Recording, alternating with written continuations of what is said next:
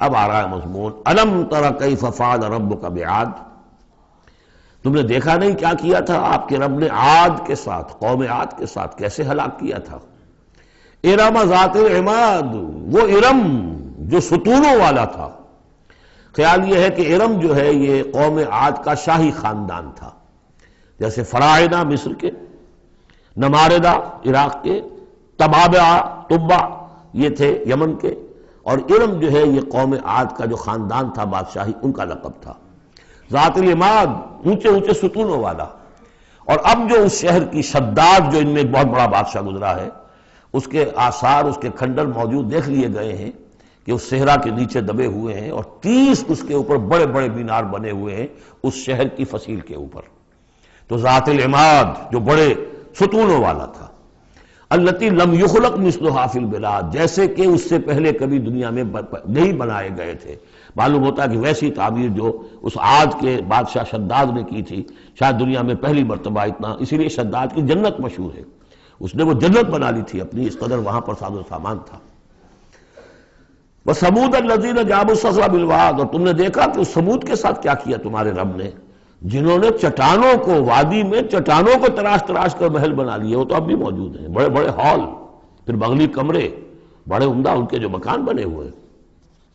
وَفِرْعَوْنَ ذِي الْأَوْتَادِ، اور کیا کیا آپ کے رب نے فرعون کے ساتھ، کہ جو بیخوں والا تھا، اس کے جو کہ بڑے بڑے لشکر چلتے تھے، تو بہت سے خچر تو ایسے ہوتے تھے جن کے اوپر صرف جو خیموں کو کھڑے کرنے کے لیے میخیں ہوتی تھی وہی اٹھا کے چل رہے ہیں۔ کچھ اور بھی اس کے بارے میں آ رہا ہے، واللہ عالم۔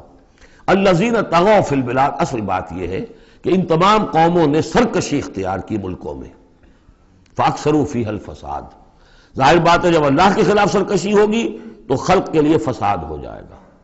اکثروا فیہا الفساد، اس میں بڑا فساد پیدا کر دیا۔ آج جو فساد ہے ہیوز اور ہیو ناٹس کا، نارتھ ورسز ساؤتھ، ایک فساد ہے، دنیا میں ہے، چل رہا ہے، جس طریقے سے کہ پیسہ کھینچ رہی ہیں یہ قومیں، G7 اور G9، اگرچہ ان کے لیے بھی پرابلمز پیدا ہو رہے ہیں، اور بھی دور فلک ہیں ابھی آنے والے، ناز اتنا نہ کرے ہم کو ستانے والے، ان کی بھی اپنی جو ہے اندر سے رگیں کٹ رہی ہیں، لیکن بہرحال ایک زمانے میں انہوں نے فساد مچایا۔ ظہر الفساد فی البر والبحر بما کسبت ایدی الناس فصب علیہم ربک صوت عذاب، تو پھینکا اور دے مارا ان کے اوپر ان کے رب نے عذاب کا کوڑا۔ عذاب کا کوڑا تھا جس سے آل فرعون بھی ختم ہوئے، اور وہ عاد بھی تباہ و برباد کر دیے گئے، قوم ثمود نسیہ منسیہ کر دیے گئے۔ ان ربک لبالمرصاد، جان لو کہ تمہارا رب تاک میں بیٹھا ہوا ہے، گھات میں ہے، جو کوئی ایسی سرکشی کرے گا اس کا پھر یہی حشر کرے گا۔ یہ اب جو مضمون آ رہا ہے قرآن مجید میں بہت ہی اہم مضمون ہے۔ فَأَمَّا الْإِنسَانُ إِذَا مَا ابْتَلَاهُ رَبُّهُ فَأَكْرَمَهُ وَنَعَّمَهُ فَيَقُولُ رَبِّي أَكْرَمَنِ، انسان کا معاملہ یہ ہے کہ جب اس کا رب اسے آزماتا ہے، اسے عزت دیتا ہے، نعمتیں دیتا ہے، تو وہ کہتا ہے میرے رب نے مجھے عزت دی۔